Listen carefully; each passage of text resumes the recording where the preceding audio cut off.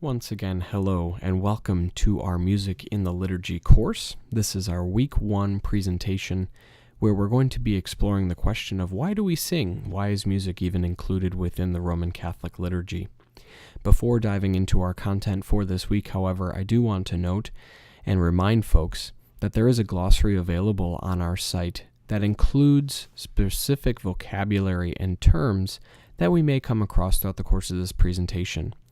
I will do my best to elaborate on a new term that might be unfamiliar to some folks, but if I fail to do that in the course of the presentation, please do not hesitate to pause the slideshow, take a look in the glossary for that term, and then continue the presentation. So without further ado, let's dive into week 1 here, exploring why do we sing and the role of music within the Roman Catholic Mass. We'll begin our presentation with a very brief overview of the entire content that we'll be taking a look at throughout the course of our 5-week time together. Next, we'll dive into the Second Vatican Council, a council that you may hear referred to as Vatican II. Those terms are kind of interchangeable. This is going to be the root, friends, of where we are exploring to find the answers to that question of why do we sing? Why is music included in the Mass? There's a number of things that the bishops who were in attendance at the Second Vatican Council said about this, and we'll explore those things that pertain specifically to music ministry. We'll then take a look at the notion of full and active participation, which comes about as a result from the Second Vatican Council. We'll consider what that means for us as music ministers and how we navigate it. And then finally, we'll take a look at who are the vital ministers of music within liturgical celebrations. There's a bit of a hierarchy to that, and we'll flush that hierarchy out. Beginning with our course overview.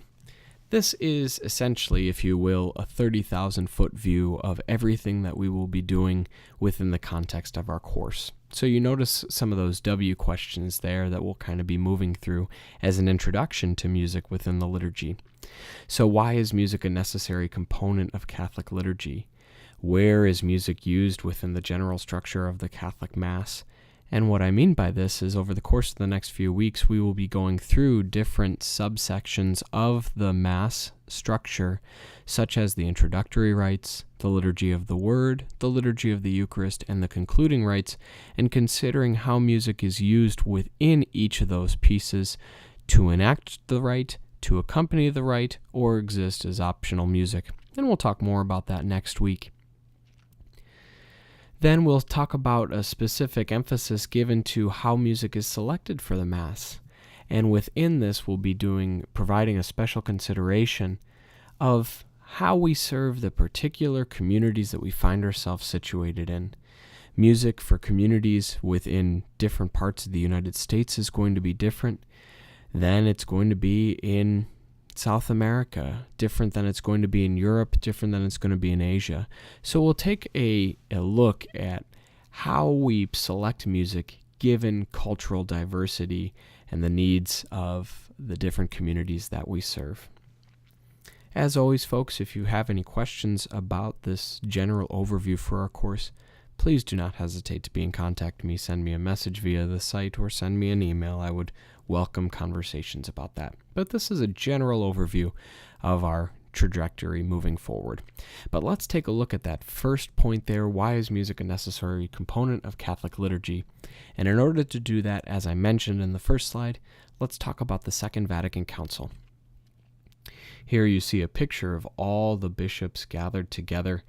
This was called in 1962, and the Second Vatican Council serves as an ecumenical council within the Church. Ecumenical, this is a term meaning that the Pope is calling together all of the bishops from around the entire world, asking those bishops to come to Rome to discuss matters that are pertinent to the Church.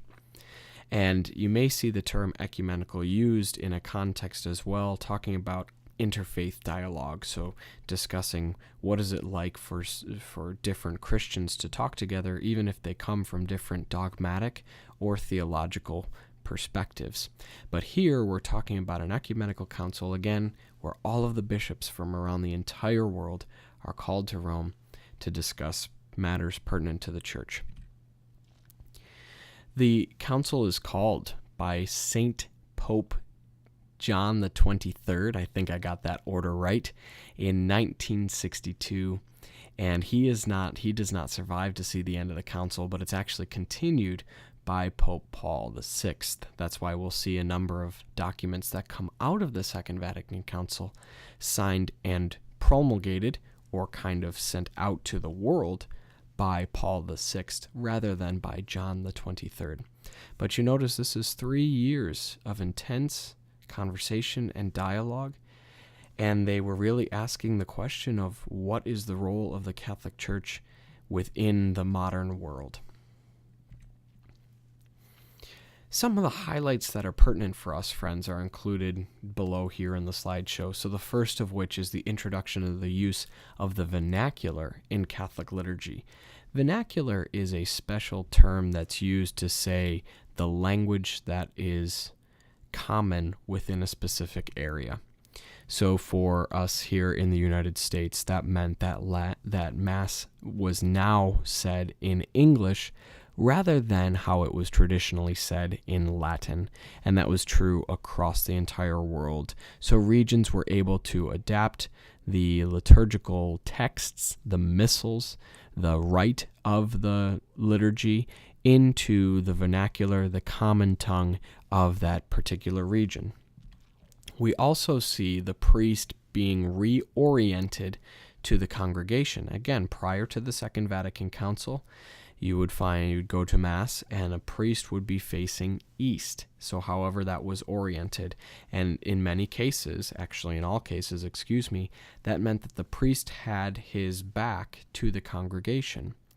And he would perform the liturgy of the Eucharist within that orientation and say the Eucharistic prayers in such a fashion so that he's facing east.